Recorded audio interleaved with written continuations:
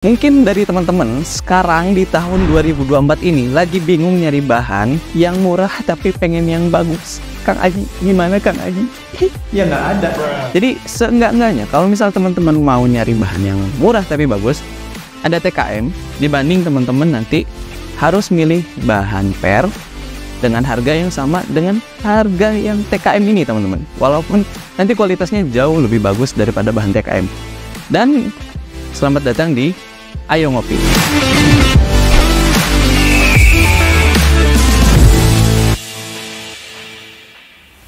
Nah, di episode kali ini teman-teman, saya mungkin akan rekomendasiin bahan TKM sepenuhnya dari mulai kekurangan kelebihannya, dan mungkin juga teman-teman yang lagi menikmati dunia handmade, yang terutama teman-teman yang lagi nikmatin pisau-pisau karbon itu pasti nggak asing dengan yang namanya bahan TKM tuh, karena nanti juga ini bahan TKM ini bisa diaplikasikan buat teman-teman yang mau transisi dari pisau pabrikan yang cuma gitu-gitu aja, yang modelnya semua orang juga udah punya pisau pabrikan itu teman-teman. Nah, teman-teman yang lagi mau nyari pisau handmade cuma belum berani ke bahan-bahan yang bagus, pengen tahu gimana sih dunia handmade, pengen bahan yang kayak gimana. Nah, karena biasanya orang-orang yang baru transisi dari pisau pabrikan ke pisau handmade pasti banyak dengernya, ya teman-teman sekarang pasti nyari referensi udah di YouTube ya, udah di Google, pasti banyak ketemunya bahan per Willis, bahan per delman cap mata mungkin ya kalau yang udah agak ngerti gitu. Nah kayak begini, ini bahan per cap mata. Dan kalau misal teman-teman bikin pisau di Aquila ya, di Aquila dengan bahan per kayak begini, per cap mata, itu harganya akan sama dengan bahan TKM teman-teman. Bahan TKM yang mana lebih bagus, karena cost buat nempanya itu di kita nggak murah teman-teman. Jadi kita bayar sepadan dengan kualitas tempaannya. Ini kalau teman-teman lihat, ini tempaannya lurus banget teman-teman. Ini kamera nih, ini tempatnya nih. Terus si tempaannya juga nggak yang legok-legok banget teman-teman ya. Nih, ini keren banget tepannya. Jadi memang jasa profesional tembah yang sangat rekomendasi di Kang Anto ya, namanya Kang Anto. Kalau teman-teman main ke Ciwidey nanti tanya aja, Kang Anto yang mana Kang Anto? Kang Anto. Nah, teman-teman bisa cari namanya Kang Anto itu teman-teman. Karena itu nempanya di sana rapih banget, timnya itu anak-anaknya, jadi oke lah. Nah, sekarang yang mau dibahas adalah kelebihan dari bahan TKM ini teman-teman. Kalau misalnya teman-teman yang lagi transisi nih sekarang, yang lagi transisi dari pisau pabrikan mau pisau handmade, kalau kebetulan teman-teman nonton video ini sekarang, saya rekomendasiin teman-teman cari maker yang bisa ngolah bahan TKM. Nah kayak model begini teman-teman. Kalau kelebihannya ya, jadi kalau misal teman-teman apa sih bahan TKM, ini awalnya bulat teman-teman, ini awalnya circle. Jadi ini biasa dipakai buat potong tisu di industri-industri tisu sana. Jadi dengan aplikasi yang kalau potong tisu itu kan ketajamannya yang harus oke gitu ya. Kalau ketajamannya mau oke, otomatis bajanya juga mesti oke teman-teman. Nah, si perusahaan TKM ini nyediain buat industri yang lain dengan baja yang sebagus ini teman-teman. Nah, kalau di waktu tahun 2020-an kali ya, 2020-an saya dapat info dari senior saya itu kalau bahan TKM ini ekuivalennya dengan baja-baja S600 teman-teman. Yang S600 itu biasanya diekuivalen juga dengan baja M2 teman-teman. Nah cuma kalau TKM ini banyak sekali bisa diaplikasikan ke semua bidang di pisau, kayak misal outdoor, terus sembelih, yang mana TKM ini udah terkenal. Kalau misal teman-teman yang udah lama di dunia handmade, ini terkenal banget bahannya karena edge retention-nya yang oke banget teman-teman, buat dunia sembelihan, buat daging, terus buat boning. Nah kalau buat boning sama tebas, nah nanti itu akan mungkin di Aquila bahas lagi di episode yang lain teman-teman ya, yang lain. Jadi khusus treatment cara ngelola TKM ini untuk di berbagai aplikasi yang bikin apa ya nggak bikin maintenance-nya ribet gitu, yang baru beberapa kali pakai, beberapa kali sayat udah tumpul gitu. Itu nggak berlaku sama baja yang satu ini teman-teman. Nah, dengan kelebihan yang kayak barusan yang barusan disebutin, edge retentionnya oke, terus bisa diaplikasikan ke berbagai bidang di pisau. Ini juga jadi primadona buat teman-teman yang udah seneng banget sama pisau karbon. Tapi di dunia dapur teman-teman ya, di dunia dapur ini banyak sekali kemarin dari koki-koki di Bali pada pesan ke Aquila, apalagi yang koki yang di kapal teman-teman ya, yang nggak pulangnya berbulan-bulan gitu.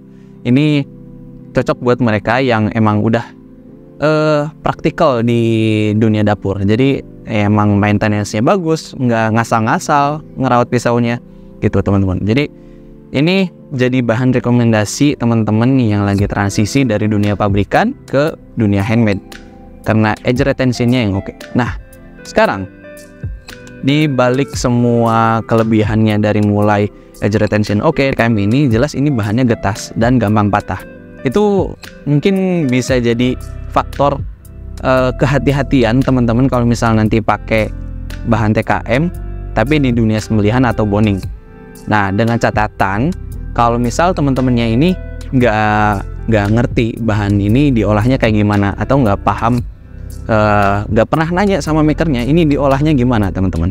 Jadi kalau misal teman-teman udah bisa memahami dari percakapan antar tim makernya, kalau misal TKM ini diolah dengan benar buat aplikasi teman-teman keseharian atau misal buat aplikasi tahunan. Kalau teman-teman udah tahu itu, insya Allah si kekurangan yang barusan itu bisa teratasi teman-teman. Dari misal kayak tingkat getasnya, untuk kalau misal nanti begitu dipakai takutnya patah teman-teman. Nah, yang kedua adalah kalau misal teman-teman lihat di sini ini banyak banget karatnya teman-teman. Ini banyak karat.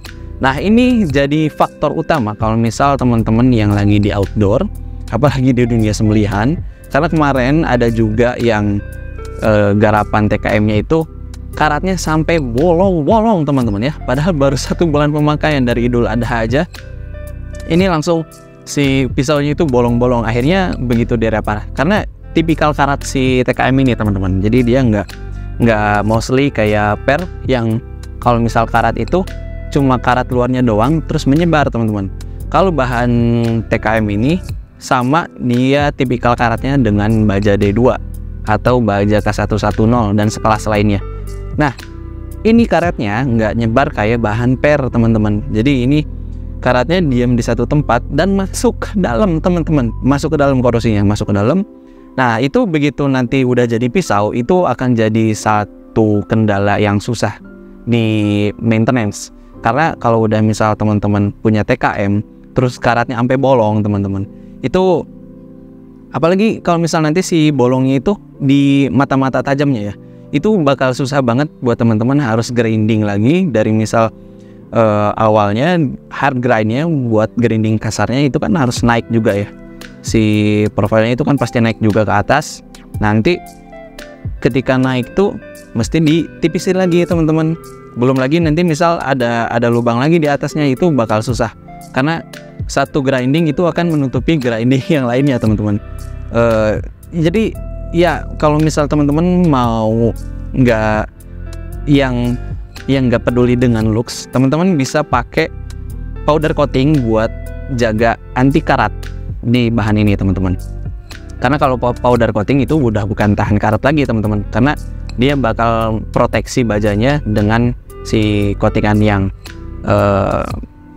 di oven ya, kalau misalnya powder coating iya di oven ya, baja si powder coating itu di oven, jadi dia merata. Emang benar-benar oke kalau misal teman-teman mau pakai bahan ini anti karat, tapi jangan berharap dengan looksnya teman-teman, karena semua powder coating finishnya akan sama, doff ya, dia bakal doff, kecuali kalau misal yang buat metal itu ada juga yang bisa nge-chrome gitu ya, nge-chrome, cuma nggak bakal dapat serat-serat baja yang bagusnya dari baja TKM ini.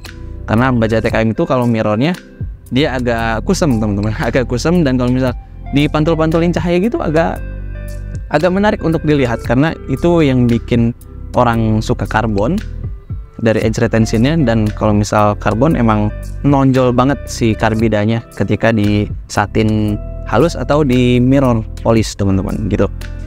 Dan mungkin gitu aja teman-teman, jadi itu kekurangan dan kelebihan. Mungkin video ini bisa jadi rekomendasi buat teman-teman yang mau transisi dari dunia pabrikan ke dunia handmade, dan teman-teman yang udah di dunia handmade tapi pengen bahan yang murah dan bagus dan belum pernah kenal sama baja TKM ini. Udah belum kenal, belum punya. Saran saya kalau misal teman-teman lagi nyari-nyari pisau yang bagus bahan karbon, ini saya bakal rekomendasiin banget buat teman-teman yang nyari kualitas teman-teman. Oke, mungkin gitu aja. Dan bahan ini tuh nggak langka teman-teman. Jadi ini banyak di pasaran maker ya. Karena mungkin kalau teman-teman sebagai user pisau nggak akan melihat siapa yang ngejual ini, di mana dunianya, itu udah beda universe lagi teman-teman. Jadi bahan ini nggak langka. Insya Allah selalu banyak, karena industri tisunya juga masih berjalan sampai sekarang. Jadi bahan TKM ini dilempar ke, ya sebagai rongsokan kali ya, dilempar ke rongsokan ketika udah nggak tajam lagi ya teman-teman untuk potong tisu, karena 1 detik pun berharga bagi perusahaan-perusahaan yang udah omsetnya di atas 10 miliar teman-teman. Oke, mungkin sekian aja teman-teman dari episode kali ini. Semoga ini jadi referensi yang bisa teman-teman pertimbangkan yang lagi transisi, yang lagi nyari pisau bagus bahan karbon teman-teman. Itu tinggal gimana teman-teman jadi apa ya, itu gimana teman-teman ngambil perspektifnya sih. Kalau misal teman-teman nggak mau punya bahan TKM yang kelihatannya udah murah, kelihatannya murahan, ya teman-teman bisa manggil maker yang bisa custom pisau yang oke teman-teman ya. Jadi biar nggak bosan dipakainya. Ini kalau lagi dipakai, pakai kacamata, pakai peci, pakai pisaunya keren, bahannya apa, TKM, gitu ya teman-teman. Oke, saya mohon maaf juga kalau ada salah-salah kata, dan sampai jumpa di episode selanjutnya.